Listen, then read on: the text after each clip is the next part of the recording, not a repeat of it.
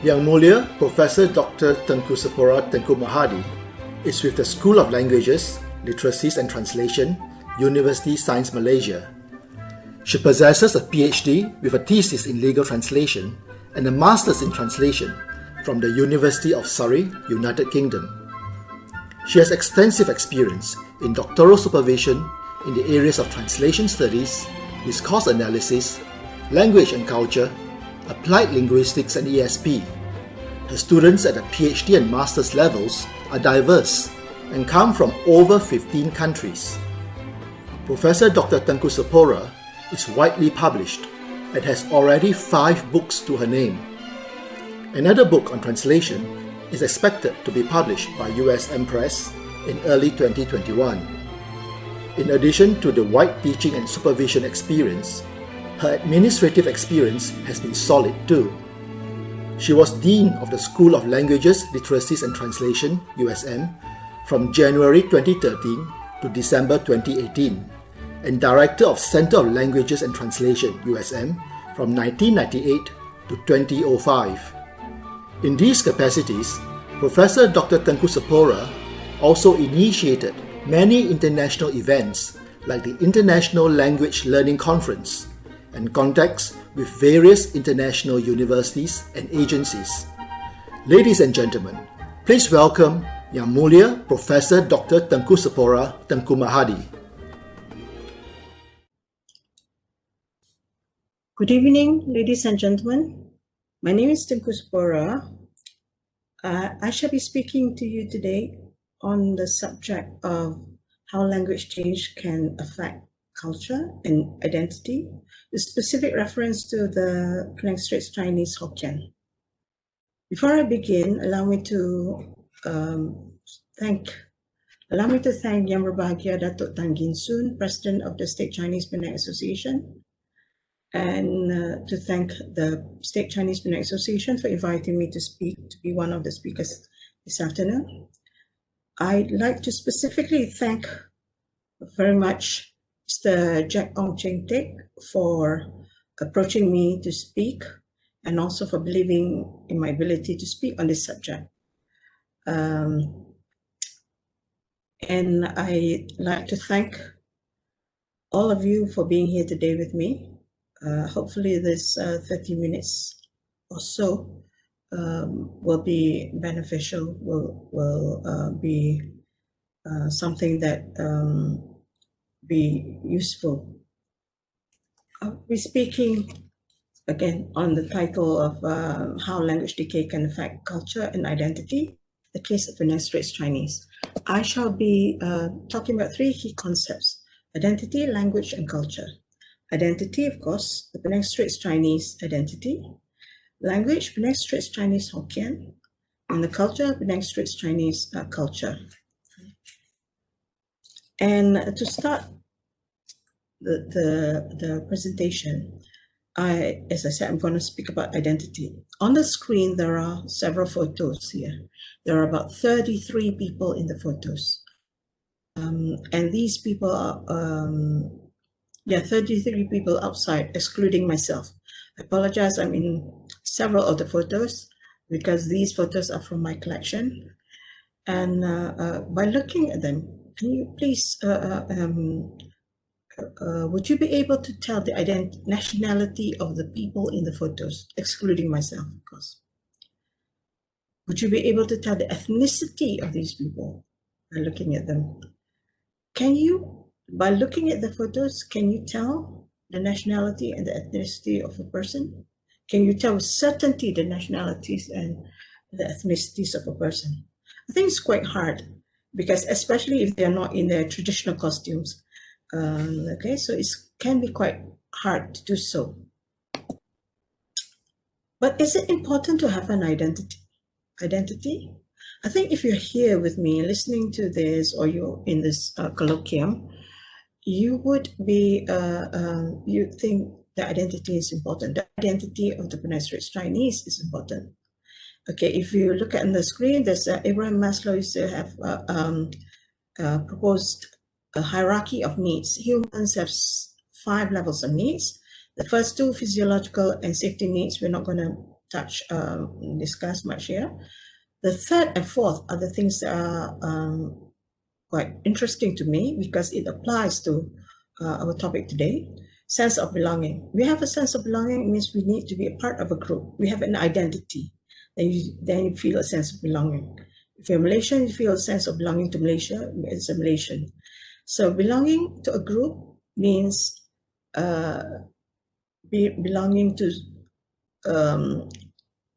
a group because of certain values or identities that we, values or positive values that we associate with that group. So we feel like we have certain things that put together in the same group. So from that, we can get what we call esteem, respect for ourselves because we are part of that group, and we have respect from others because we are part of that group. Okay, so it's about sense of belonging and esteem. So identity is very important. So as I had mentioned, if you're here today, obviously you have some interest in the identity of the Penang Straits Chinese. So what makes the Penang Straits Chinese identifiable? What is it as an identity? How can it be identified? Okay. When we look at it earlier, we can tell whether they're Chinese or non-Chinese. But that nationalities, other nationalities, we can't tell clearly. Okay. Now let's just focus on the Chinese. We're going to simplify things. We're just going to look at the Chinese, the Malaysian Chinese, as opposed to Singaporean Chinese, American Chinese, Chinese from China, and so on. So we'll focus on Malaysian Chinese, and within that, we're going to look at the Straits Chinese or the Peranakan group, as opposed to the non-Straits Chinese, the other Chinese. And within the Straits Chinese, again, we're going to further distinguish between the Penang Straits Chinese and the Malacca Straits Chinese, because I've been told that the bigger population of Straits Chinese are or were from these localities, the Penang and the Malacca. There may be in other places as well, but these are the bigger ones. So we're going to concentrate on Penang Straits Chinese. I'd like you to look again at the screen. There are a lot more photos here and a lot of faces who look like Chinese. Okay, they may be Chinese from China, they may be Chinese from Malaysia, they may be Chinese from America, England, America, and so on. So can you tell, by looking at these photos, can you tell who among them is of Penang Straits Chinese descent? Can you tell? For me, of course, it's difficult for me to tell because I'm not from the community, but I can, I may have an idea, I can guess on the things that I think would be the features of Penang Straits Chinese, but I'm far from sure. Okay, so you might be able to tell. So if you see there's pictures of individual people in here, can you tell who among them is of Straits Chinese, or who among them are of Straits Chinese? Okay. If you notice, not many are in traditional costumes, so it's going to be difficult to, is there a traditional costume that traditional dress that can be associated with the Straits Chinese? But looking at these photos, not many are in some sort of traditional dress. So how can we be more certain? So that is why we're speaking about language. Because language is a thing that can help to identify a person. If a person comes from a certain area, from a certain place, language is a thing that can help to identify, give us, we can guess the identity of the nationality or the ethnicity by the language that they use or they speak. Okay, and the Penang Straits Chinese was said, I use the word were because that time it may have changed, was said to be identifiable from other Chinese in terms of their language and culture. The Penang Straits Chinese was said to be identifiable from the Malacca Straits Chinese in terms of their language too. While the Malacca Straits Chinese spoke or speak about Malay, the Penang Straits Chinese spoke or speak a Hokkien patois. I must confess that I'm not I'm not a Hokkien speaker. Yes, I'm born and bred in Georgetown. I'm Malay, but I understand a little bit of Chinese, Hokkien, because of the interaction with a lot of Chinese friends, neighbors, through years. So I can understand a little bit, but I wouldn't be able to tell exactly. I wouldn't be able to know a little bit more. I mean, I wouldn't be able to tell specifically what Hokkien is all about.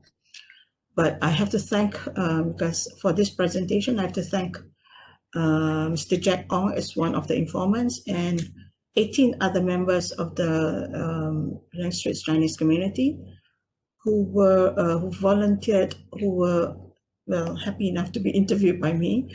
So I thank them, because from them, I managed to gather quite a lot of data, quite a lot of things about the language, about Hokkien. Okay.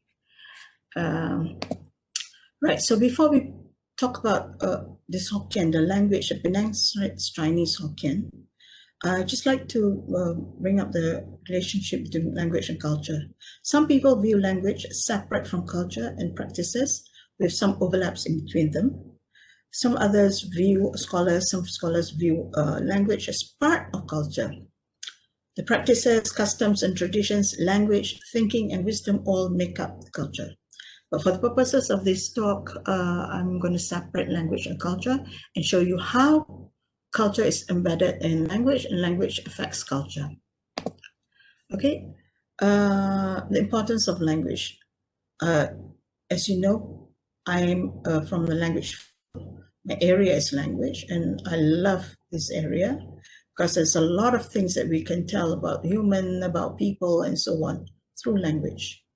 Language can reflect so many things, okay, about the culture, the practices of people of a certain community, okay, and the past environment within which the communities live, the physical, social environment, the contact for other language communities, the age of speakers, social status of speakers, language communities, values and priorities. A lot of these things can be seen if you observe language carefully, you analyze, you observe it carefully. So as I said, I couldn't analyze it very much, but I got the input from Hokkien speakers, or Straits Chinese Hokkien speakers, from the community itself, and also from reading up a little bit. Okay, on the screen, you will see that a diagram. The language of Straits Hokkien was essentially Hokkien, meaning it's Hokkien, but with distinctive local language influence. Whereas the language of the Malacca people in Malacca, Malacca Straits Chinese, was essentially Malay, but with Hokkien vocabulary. So it's like kind of the reverse. So that makes Penang Straits Chinese Hokkien very unique, very interesting. And how did it get to be different from the Chinese, from the China? Because once a community of people moved a place, they migrate, they will have to adapt to the new environment.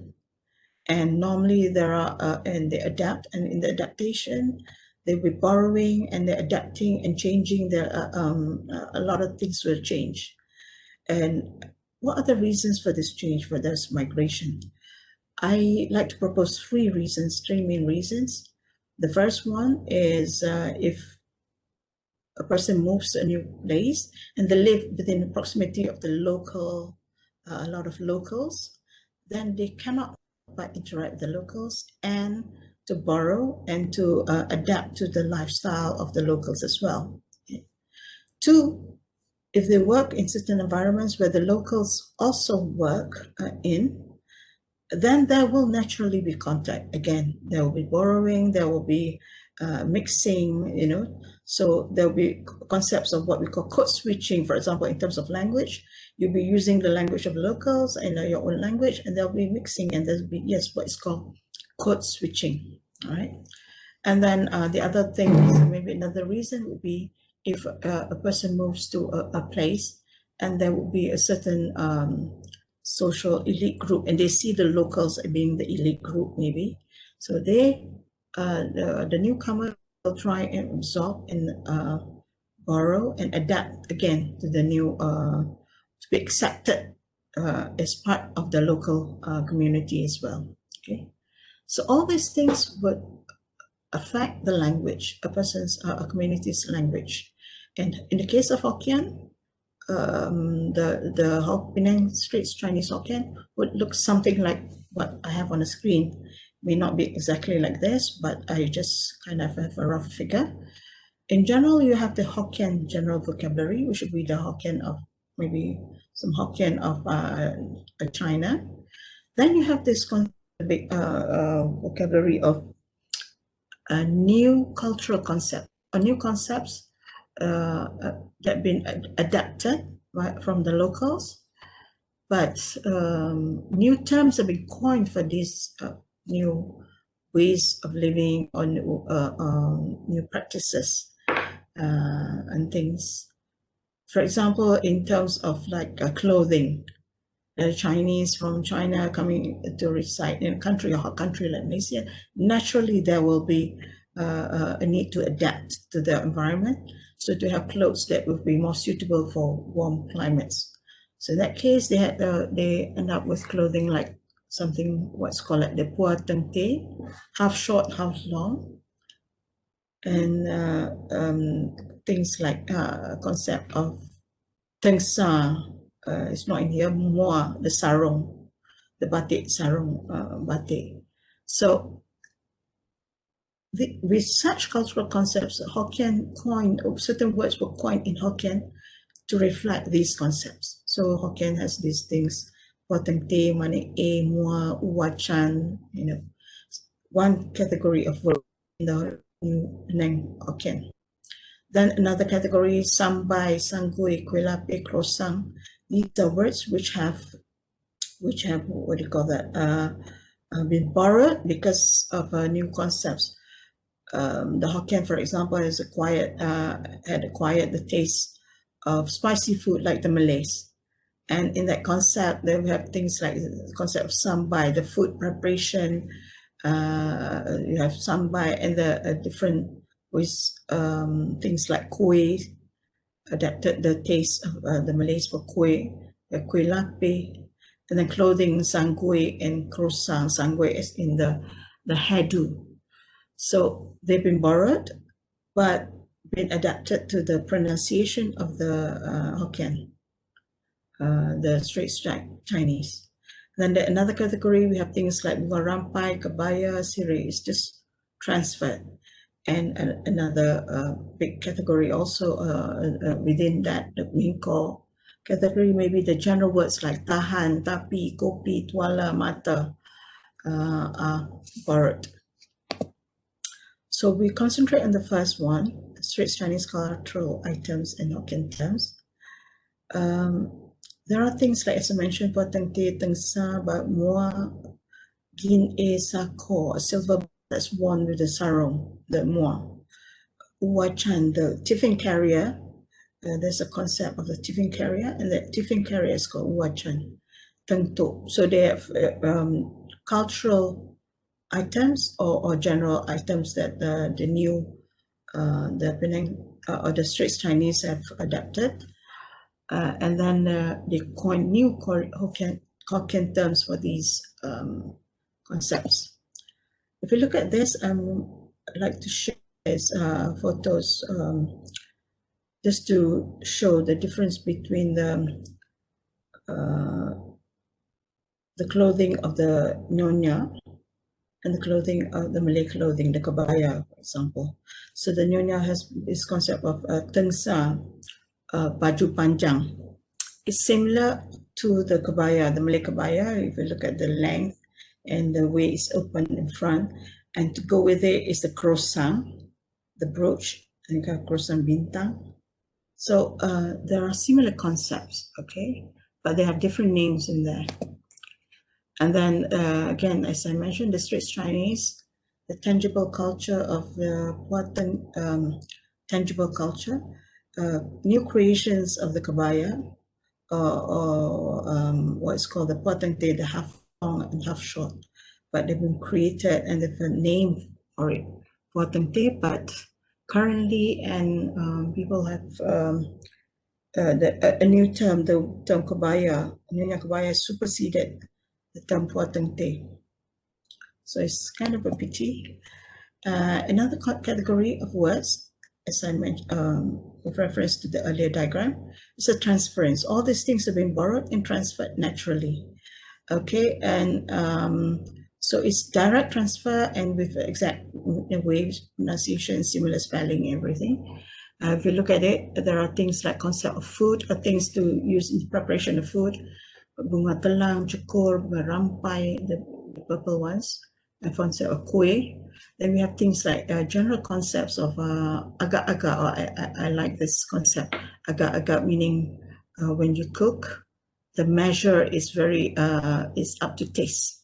So there is no definite measure. So this concept of agak-agak, in the Malay cooking, that's what they do. They don't have an exact amount. What you feel like putting in, how much you feel like putting in, it's up to you, according to your taste. So the Nyonya cuisine, Nyonya adaptation in terms of food has also taken applied this concept, agak-agak. Then we have things like sedap, kesian, general concepts here.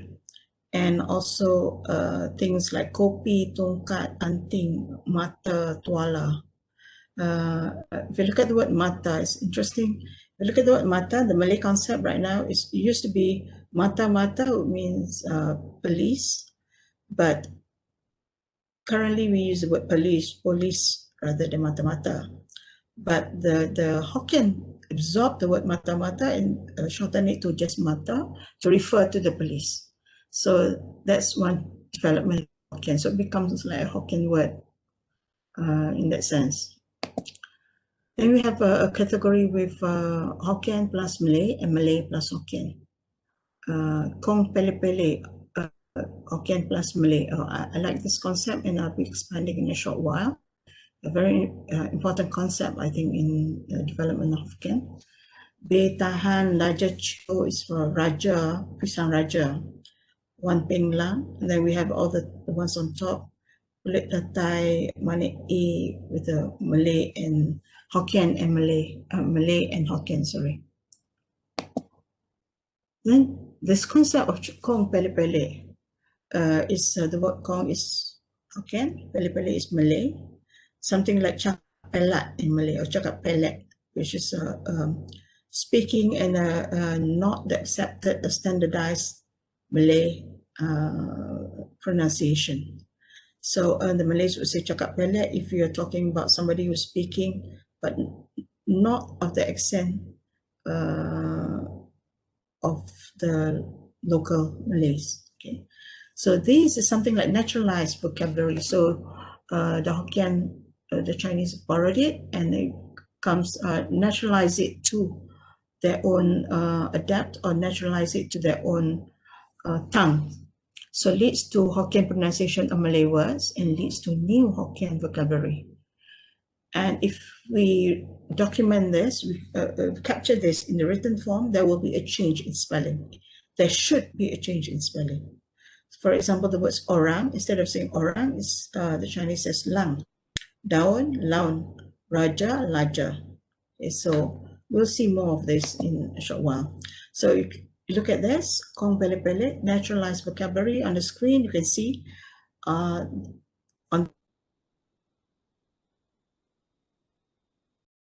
Malay on the right. So there is a change in pronunciation. So this Kong Pele Pele has helped to create new Hokkien words of Hokkien vocabulary. So if you look at it, you would not think that it's a Malay word. It's a Hokkien, Chinese Hokkien word. It's part of the Hokkien, Penang, Straits Hokkien vocabulary. Laung kalok instead of daun kaduk. Laung panlan instead of daun pandan. As I mentioned earlier, sambai instead of sambal. Okay. Other examples of borrowing with or without adaptation. Things like the word chomel comel, ku semangat. And you have food like nasi ulam, perut ikan, kangkung, belacan, so on. Perut ikan is an interesting concept because the words are Malay, perut ikan, but if I'm not mistaken, it's not a Malay dish, it's a Nyonya dish. So whereas in Malay, perut ikan is the insides of the fish, but it's not a dish. Okay, so that is another borrowing adaptation that's quite interesting because they borrowed using the Malay words, but it's come part of the Hokkien vocabulary. Okay, and and below we have batu, bedak sejuk, kepak sirih. These were also from old Malay vocabulary, and some may not be very used already now. And if you talk about clothing adaptation, normally when you move somewhere, the first things that you will adjust to will be clothing. Another thing will be food, of course. Okay, clothing and with the puateng teh, and then later being referred to kabaya, and then with the concept, the new creation of nyonya dresses would have like kabaya renda, or kabaya lenda with the embroidered with lace. Nyonya sulam, kabaya sulam, concept of ketuk lubang. So some of these concepts are there also in the Hokkien vocabulary and Nyonya vocabulary. Then we have this concept of, I like this concept of croissant toe. Croissant toe croissant is Malay. Toe is actually said to be the word in Hokkien for peach or paisley-like design. So the croissant toe is the croissant or brooch that is shaped like a peach. So this is an interesting concept actually. Okay, and one I think important feature of Penang Straits Chinese that may have been lost or that's not so obvious now is the concept of Lapi. Lapi, it comes from maybe from the Malay word Lapi. Lapi means layered. So when you talk about Lapi, it's similar to the cakap berlapik, being refined in speech and manner. If you say lapik lah sikit, berlapik lah sikit, it means you speak, but you don't want to sound too hard. So you speak and use words or ways of expressing yourself, better ways of expressing yourself that softens the blow of certain things that you want to say. So in Hokkien, they have this concept as well, especially with things like cultural and linguistic do's and don'ts and pantangs. There are certain words that Hokkien will never use or should not use because it will reflect something that's crude or obscene or harsh. Okay, and there are certain things that they would avoid saying because, for example, for a cute baby, they might not say a cute baby directly in Hokkien because that would be spiritually, it may not be so good for the baby, so they will use other ways to do that. So that's part of, to me, it's part of the concept of Lapi. And there's also one more thing about the concept of Lapi. I put this siku under the concept of Lapi in here because this concept of siku is about figurative expressions. How can they have, it's an interesting concept, like I think how the language captures, make it a little bit more refined by putting it in a nicer way. Okay, for example, if you see on the screen, there are 3 examples of siku. You can read that from the screen. One example is the chung kui hai bohun. It's said to be equivalent to an ungrateful person. If you want to say somebody is ungrateful, you don't want to just say this person is ungrateful. So you might want to be softer in your approach by using such a figurative expression. Or like the thing, ling kau ling, hong kau hong, ngui ku kau tambong. Supposed to be like birds of a feather flock together. In other words, people of a certain group, they fraternize together. They fraternize, people fraternize with people, other people of the same nature. Okay, so that can be said, when it's said in that way, it becomes softer, it becomes better. Okay? Those are the features of the Penang, some of the features of Penang Straits Chinese. There may be more, and I may have left out some things, but the important thing is that there are things that make it distinguishable from the Chinese, the Hokkien of the forebears in China or other places, and also from the language of the Straits Chinese of Malacca. In the next few slides, I'm just going to show you, quickly run through examples of the differences in vocabulary of the Penang Hokkien, Penang language, Straits Chinese language of Hokkien, and the Malacca Straits Chinese language. So if you look on the left, with the Penang ones, Potengte, Tengsa, Uwacan, Manek, a lot of things, Gig Pai, Chin Choi. So if you look at them on the right, Malacca and Singapore, most of the words are in Malay. Kebaya, baju panjang, mangkuk tingkat, everything, practically everything, kawin masuk, all in Malay. And again, next page, you see in on the Penang side, you have a combination of the, as I mentioned earlier, maybe some Malay words and some Hokkien, and some transferred, but with changes in spelling. Whereas on the Malacca side, it's more of, there are different names, different references. Okay? The word Tai, Liante in Penang, in Malacca is Rantai, the word is Rantai, of course. Again, there are more examples, like the Penang says Walang, kita orang, the Malacca is a kita, inclusive, Lanlang, Lulang, Lu orang. In Malacca, they're using the word Lu and orang, whereas in Penang, it's a Lulang, Lang, and so on.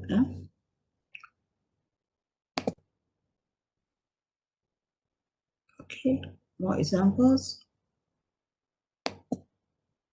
Okay, I'll come to my last point here. We have all these features and of Penang Straits Chinese Hokkien.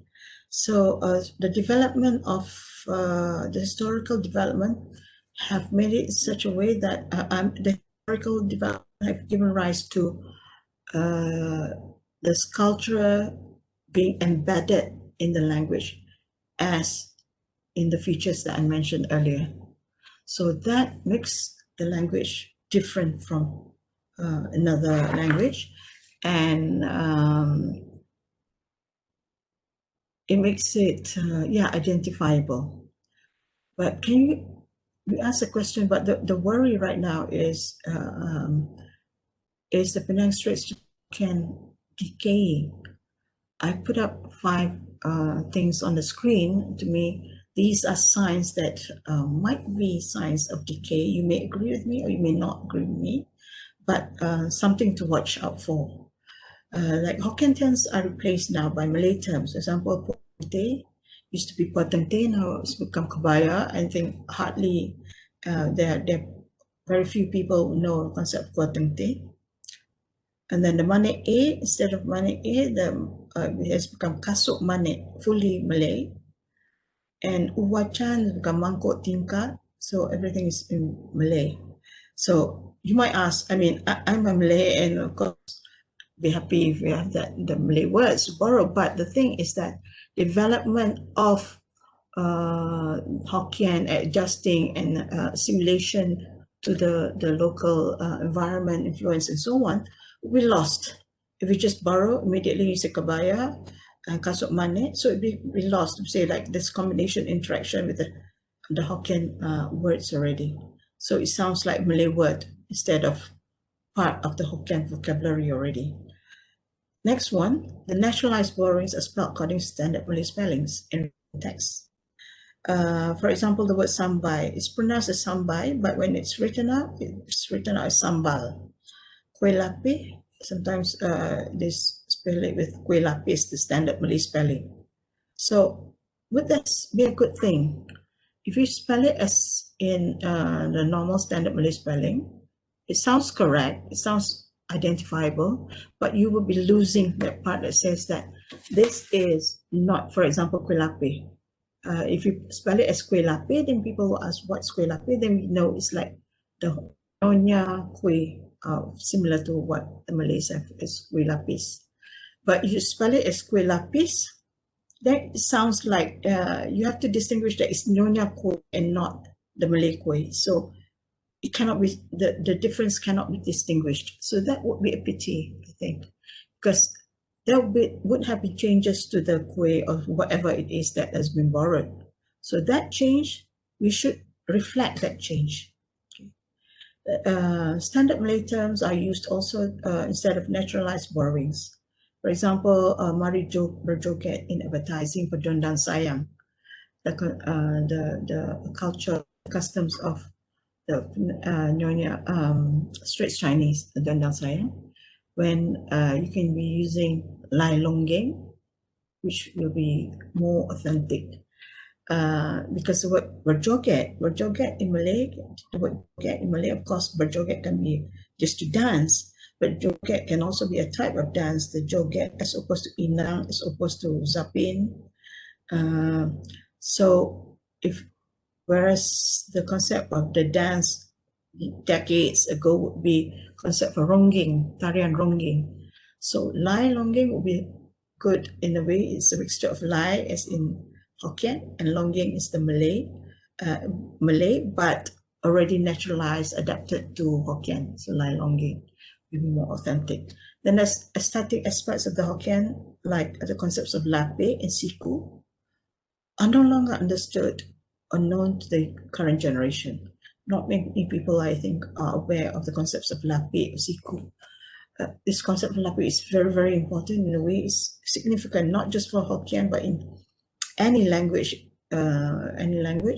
which have this concept of Lapi. It's important to retain. It creates a beauty in the language, and it's also good for posterity of the language. Posterity to effect a better communicative action. Okay. And the last point, signs of decay, is that Hokkien is less frequently used, even within the community. So it's been superseded by maybe Chinese, Mandarin, or maybe English. So, I mean, of course, it's good to use Mandarin, Chinese, and English for certain situations, contexts, and so on. But to lose Hokkien, it would be a pity, because that would be a loss of the culture and the historical and cultural development of the community, and for the country, and for the state and the country. Right. So I'd like to conclude by saying that to preserve the identity of the Penang Straits Chinese, the Penang Peranakan Chinese, and to distinguish it from the Malacca Straits Chinese, Malacca Peranakan Chinese, the science of decay, as I mentioned earlier, in the Hokkien patois, with the Nyonya culture it reflects, should be taken seriously. You should take it seriously. If you just let it be and not be do something to control it, then you will lose language. Even if there is not much that one can do to increase the frequency of usage, one can try to retain the uniqueness of the vocabulary, the terms, for example, that can reflect the history of cultural development.